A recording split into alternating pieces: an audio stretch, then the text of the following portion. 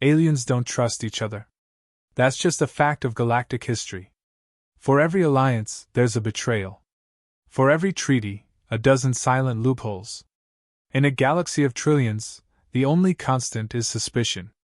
Yet somehow, through all the sabotage and side deals, there's one thing every species agrees on: human weapons. They don't trust each other, but they all trust what humans build to kill. 7 centuries ago, the Treaty of Teeth and Fire was signed.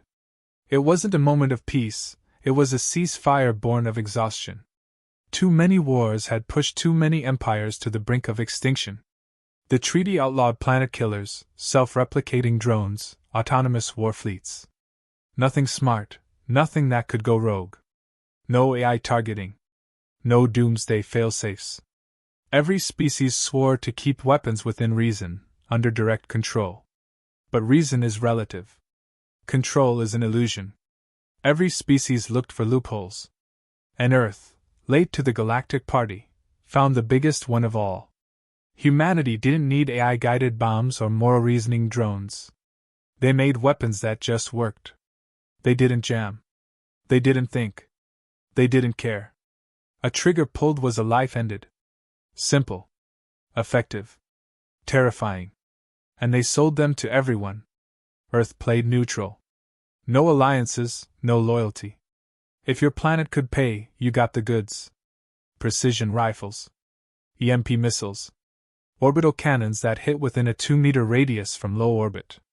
While the rest of the galaxy developed weapons that asked permission to fire, humans sold ones that only asked if you were still breathing when it was done. The aliens called it reckless. They called it barbaric. But they bought them anyway. Because in a galaxy where nothing worked like it should, human weapons did. Over time, human-made arms became the backbone of every major faction's arsenal. Despite deep ideological divides, every military planner agreed, if you're going to war, you bring human steel. But peace, built on mutual deterrence, is a fragile thing. And everything changed the day something went wrong. The detonation occurred in the neutral zone between the Ralzek Combine and the Thren Dominion. A human-manufactured gravitic imploder, illegal by treaty terms, detonated in a munitions warehouse. 57 lives lost. Hundreds injured. Political outrage erupted within hours. Both factions accused the other. But they shared one common enemy in the blame game: Earth. The humans denied selling an imploder. Their records showed no such transaction. But the weapon fragments were unmistakable. Made on Earth. Serial numbers etched into the alloy. The galaxy was ready to burn, and humans were suddenly holding the match. The Galactic Council convened in emergency. Earth was summoned. Delegates demanded answers. Human neutrality was now under scrutiny. If Earth couldn't be trusted to keep its weapons under control, then what good was the whole balance? And beneath the diplomatic smoke, a more dangerous whisper emerged. Had humans broken their own rules? No one knew who smuggled the weapon. But every faction had reason to fear what it meant. If Earth could supply black market superweapons, they could tip the balance anywhere. And if they lost control of their tech, what hope did the rest have? Humanity's reputation had been built not just on the effectiveness of its weapons, but on the predictability of its rules. Their silence now was deafening. The truth was more complicated. But in a galaxy running on paranoia, no one wanted complicated. The detonation wasn't just an explosion. It was a fracture. A warning. The great unspoken truth had been exposed. The entire galactic peace depended on weapons made by a species that didn't belong to any faction, held no seat on the council, and had no obligation to explain itself. A species that could end worlds but chose not to. But how long could that choice last? Commander Riley Vance didn't design weapons to kill. He designed them not to fail. Not to jam. Not to miss. Not to question their purpose mid-fire. He was a systems engineer in uniform, former combat vet, now liaison to the Galactic Council's peacekeeping arm. He'd spent the last decade stopping weapons from going off at the wrong time, in the wrong place. Now one had gone off, and everyone wanted his head. Earth didn't send him to apologize. They sent him because no one else knew the imploder's internals like he did. Vance had overseen the diagnostics on that entire line. If it was real, he'd know. If it was a forgery, he'd know that too. And if someone inside Earth's own export chain had gone rogue, he'd dig them out himself. But to the galaxy, optics mattered more than facts. A human weapon had killed dozens in a neutral zone. So the human behind the tech would answer for it. Vance wasn't armed. He wasn't even escorted. Earth had insisted on that. A sign of transparency. Or a show of quiet confidence. Depending on who you asked. The aliens watching him saw only risk. Either the man was suicidal, or he knew something they didn't. The first stop was the Ralza Combine. They were furious, of course. But not because of the deaths. Because they believed the Thren had acquired a banned human weapon and used it. Vance listened, nodded, said nothing he didn't mean. Then he crossed into Thren space and heard the exact opposite argument. Different victims, same accusation. No one trusted anyone. Not even within their own ranks. But everyone trusted Vance's opinion, because they trusted human weapons. And if he said the imploder was real, it was real. What bothered him wasn't the accusations. It was the tech fragments he recovered. Metallurgy was right. Serial patterns matched old stock. But the design, it was off. Too clean. Too efficient. The imploder had been improved. Vance didn't like that. Human weapons weren't perfect by design. They were intentionally limited. Power was throttled. Blast radius capped. Safeties hardwired. The goal wasn't just destruction, it was predictability. Controlled outcomes. Mutually understood limits. But this device? Someone had removed those limits. He ran scans. Quietly sent data back to Earth. The response was unsettling. Not one of ours. No factory signature. No QA log. No transport ID. Which meant someone had replicated a banned human weapon and made it better. That narrowed the suspects to a terrifying few. Vance dug deeper. Talked to smugglers, engineers, station mechanics. Off the record. Most were useless. One wasn't. A drifter on a mining barge mentioned a facility orbiting a gas giant in contested space. Not human-run. But crawling with human equipment. He visited under false diplomatic pretenses. No one stopped him. That alone told him everything. Inside, he found exactly what he feared, a skunkworks lab reverse engineering human tech. Not to copy it. To improve it. Alien built, human designed.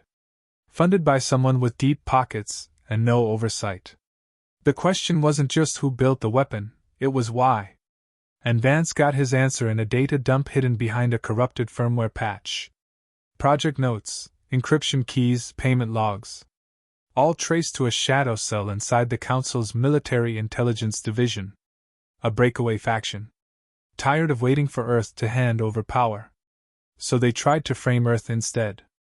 The explosion was never meant to kill. It was meant to provoke. To ruin Earth's neutrality.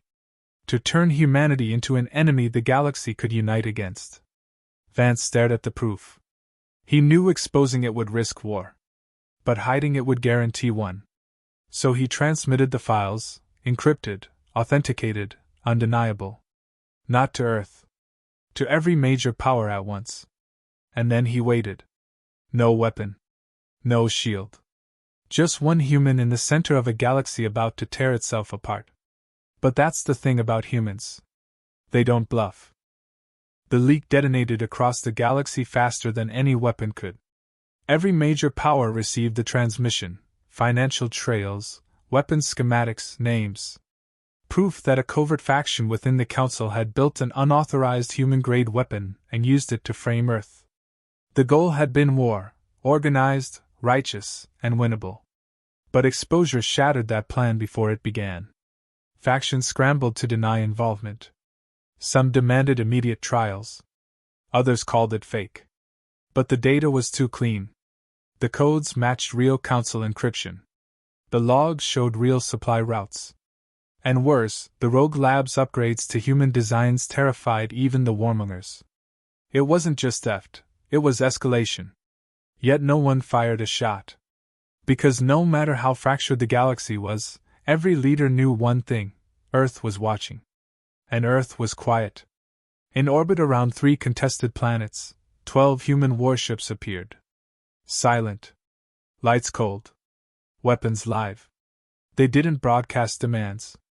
They didn't lock targets. They didn't need to. Humanity had nothing to prove. They'd already proven it over centuries.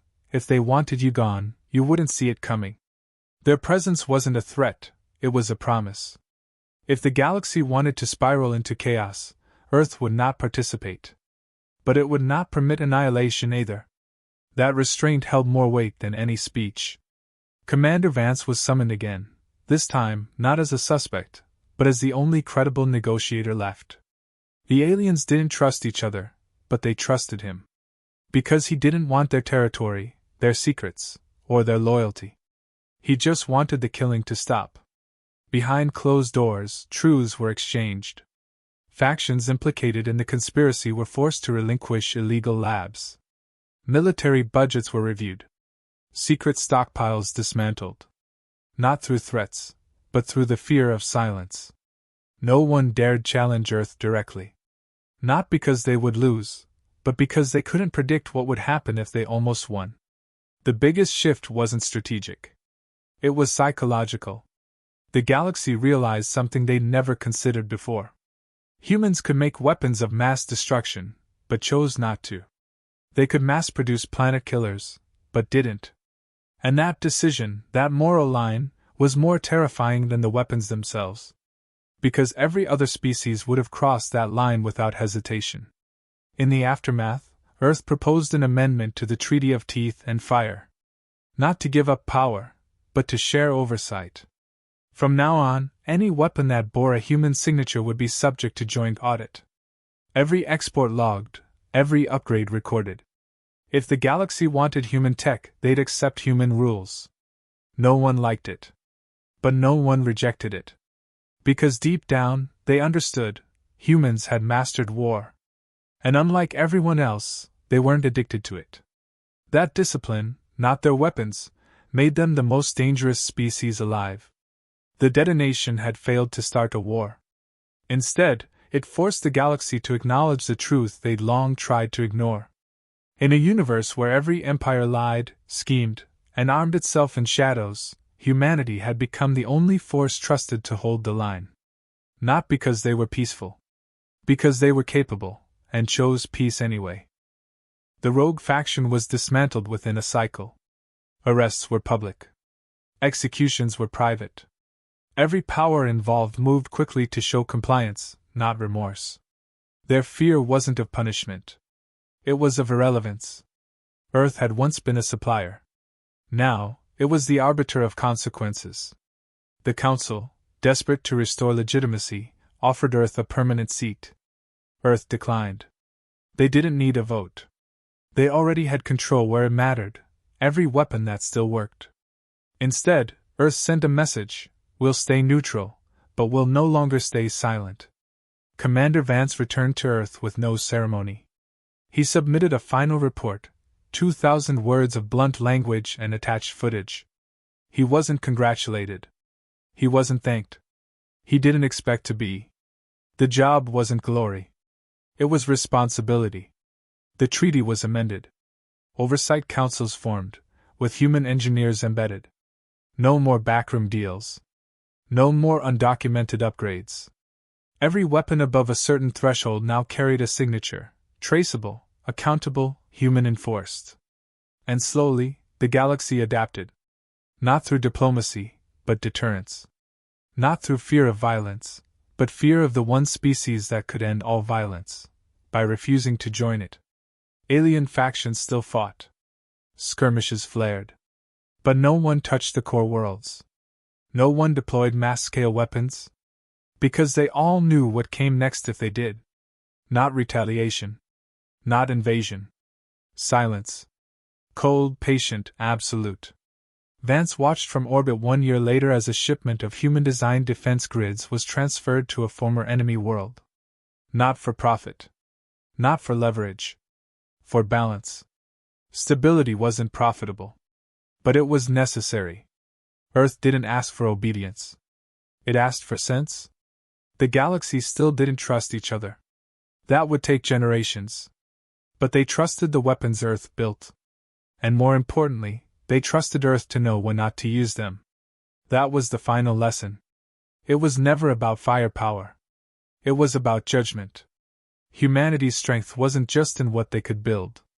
It was in what they chose to leave on the drawing board.